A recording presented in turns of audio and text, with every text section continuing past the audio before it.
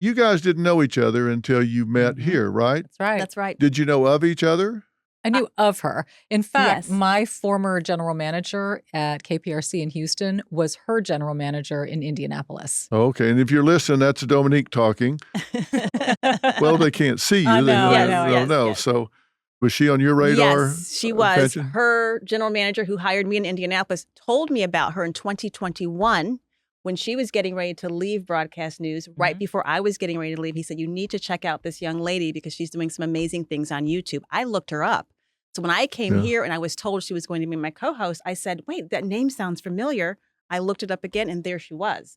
So I knew that there was something special. We didn't exactly know how special it was until we actually got a chance to meet in person. And instantly we knew. I'm just glad she called me young lady. Yeah. I'll take that. So both of y'all had left broadcast news. Yeah. Dominique, I'll start with you. Why did you leave broadcast news? You were obviously really good at it. You were very successful. You were in demand, but yet you walked away. I did. Truth be told, I grew frustrated with the industry. I grew frustrated with the lack of truth in the industry. I felt a very strong sense of agenda that was taking place. And it really culminated during the Trump presidency and then COVID. And you could just see this industry sort of spin on a dime. And I think spin is the operative word. I just didn't like the fact that facts were being left out of storytelling. I think there was a lot of fear involved. I think there was a lot of unknown involved, and it was driving the direction of the media. And it was beginning to frustrate me because I was clearly seeing that there was another side of the story in both scenarios that weren't being told. And I didn't like feeling like I was a liar, or I was leading out critical information to help the viewer make the best choice for themselves, whether it is politically or whether it's personally with their own health. Did you feel like you were being forced to lie by omission, or were you being given copy to read that you knew was a misstatement of reality? I'd say both. It was both. I'd say both. Really? Yeah. Why did you leave, Fenton? The same reason. I got into this business to be a catalyst for change, to tell people's stories, to tell truth, to help people have hard conversations, to inspire, to encourage. And I always say that the media is one of the most powerful forces that we have. That's why whole countries use it as propaganda. And the media in the right hands with the right motivation, dedicated to truth and being unbiased and being objective, that is a powerful, beautiful force. But the media in the hands of people with the wrong motivation and the wrong heart behind it can be the most destructive force. And I watched that play out. I was in a newsroom where if you didn't go along with the narrative, you were ostracized. I had people who stopped talking to me. It culminated during COVID when I had a boss come out to the studio and basically threaten me and say, you're going to read what's in the prompter. And I said, no, I'm not, because A, it's not true, it's biased, and I know the truth. At that point, I had to make a decision, Dr. Phil, because I'm accountable for the words I say. I spent nearly 30 years building my credibility, building the level of integrity that people have come to trust. So if I know that critical facts are left out of stories, and I know that you are intentionally not covering stories, you're intentionally censoring people, I can't be a part of that and live with myself, because I have to be accountable once again for the level of ethics and integrity that I know are right. Where do you think this comes from? Is this so vulnerable to manipulation that it comes from the producer of the news, the executive producer? Does it come down from corporate? Where does it come from? I would say higher up. I think now walking through this and experiencing this, I think it's coming from somewhere much higher up. Yes. Because there are stories that don't show up in the wires.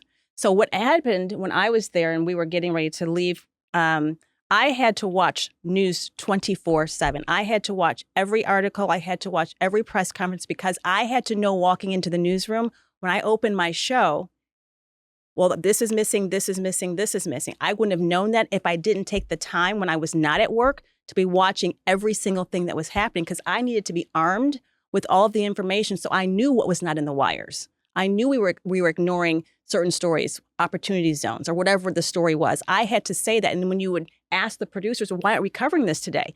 Well, we didn't know about it. Well, then that means you're not watching the news. You're not watching the basic things that are happening in our cities around us and in the world around us. So it's almost as if people know they're not telling the truth, but they have a reason to not tell it because they can say, well, we didn't know it at the time. So it's an unspoken agreement that I think is within the industry. And if you fight to tell the truth from the center, from being objective, then you are labeled right. You're labeled on the right. Do you agree it's a willful blindness, or do you think I think there's it's worse? Well, I think it's worse. I think that it's multi-pronged, and I would honestly say too, you've got to follow the money. You look, these higher ups, these managers, these corporations that own these news entities and outlets, what are they looking at? They're looking at the bottom line. They're looking at revenue. They're looking at advertising dollars. Who are the big advertisers? I mean, you talk about this all the time. Who are the big advertisers? And if you do stories that possibly go against some of your big advertisers, well, that might affect your revenue stream. So whose hands are in whose pockets? I mean, these are questions that need to be asked. Who is being appeased here and for what reason? What's getting in the way of telling the truth? And when I say that, I want to be very, very clear. My opinion doesn't matter. I don't want anybody to know where I politically align. It is of complete irrelevance to me being a good broadcast journalist. For me to be effective, I have to be down the middle.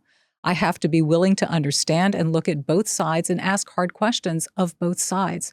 But why we're getting away from that and why that has become such an issue of late, and you don't find very many media outlets that go there, I don't know. Maybe you can help answer that question. Well, there's also another thing that goes with that too, like you said, Dominique. You know, this country was founded on basic freedoms.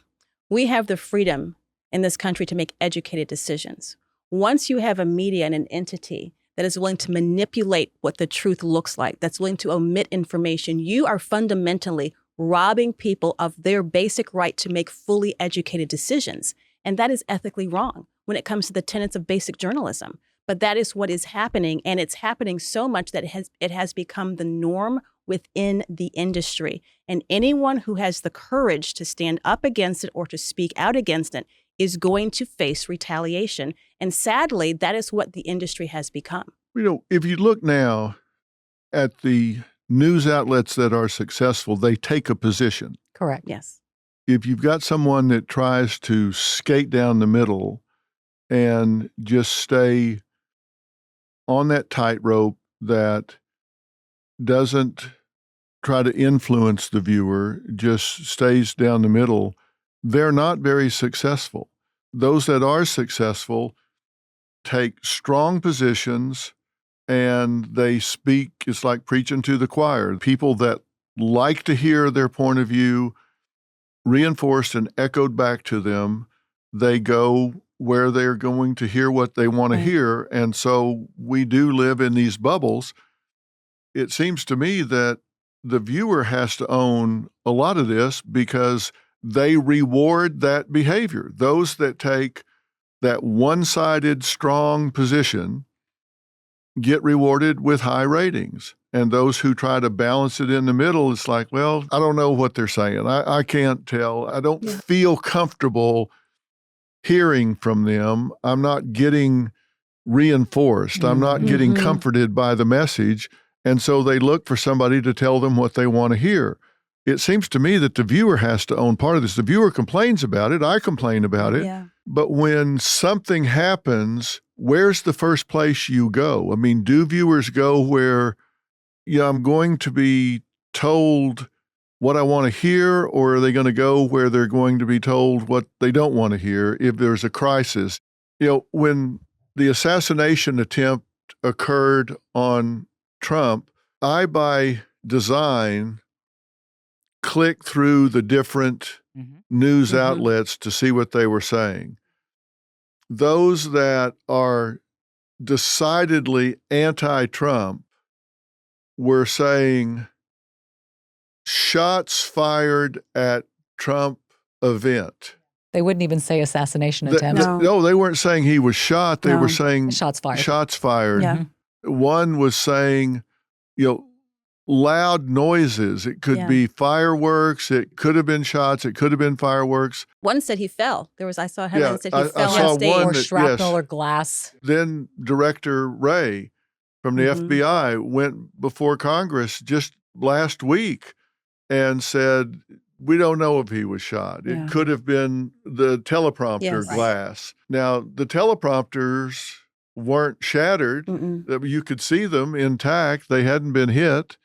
But what's the point of doing that? I mean, they're obviously trying to trivialize what happened. And then there are others saying immediately he was shot in the head and he's down. Well, is that good news, bad news? I think what people want to know is just tell me what happened. Isn't that why you started this network? Yes. That's exactly why I started this network. Exactly. That's why we're here. Yeah. Well, I think that this goes back to something that happened way before the assassination attempt, and it has grown progressively worse. And I think if you look back at when Trump ran for office the first time, and he started to say that there is fake news, he started to pull the veil off of the bias that exists. It's existed for quite some time, but when he exposed it so clearly and so in the face of the media, instead of the media at that moment saying, hey, we need to take an introspective look, we need to regroup and come out and do better. Instead of saying that and erring on the side of ethics and integrity, what happened was the media doubled down. And they, for lack of a better way of explaining it, declared war on Donald Trump. And it was an unspoken declaration that was played out through the entire industry. So people would say things. I had someone say to me one time, well, you're telling people to go to the, to get information from the White House. I said, well, that's the presidency. If people want information, they should get information from the presidency. The response was, well, this is a different type of president, so we cover this president differently. Since when is that a standard in journalism? I've covered presidents my entire career. You cover every president the same. It's the presidency. But because there was this unspoken declaration of war, it was almost as if, well, that gives us the right to omit. That gives us the right to smear, to slander, to misreport, to do all of these things. And it's not a matter of being on a side. It's a matter of looking at what is actually happening and being truthful about what we're experiencing. I think the scary part of that is the public grew weary of the media and Yeah. started not to trust it anymore. So the media used to be considered this crown jewel once upon a time of Trusting, yeah. sourcing, trusting facts. You would go to your favorite media outlet. You would trust your anchor person who would deliver that information, and you saw it as factual and real.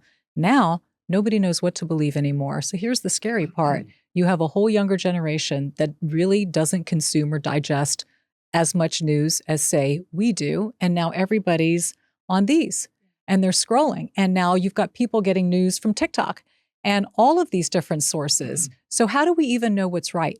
How do we even know what's factual anymore? And now we've got memes that are dictating how presidential elections will go. So the pendulum has now swung so far because of this lack of trust that it's got to get back to center. It's got to get back to truth. And it's got to get to a place where people feel like they can honestly trust and believe what's being told, but only if it's being done in a trustworthy way. Well, and there are also people who have grown to trust the news so much. The older generation, they didn't realize that there was this declaration of bias. So they're watching and they're thinking they're getting the truth. And now we have a segment of the population that is literally brainwashed to believe things that are categorically not true. It's spin. And that's intentional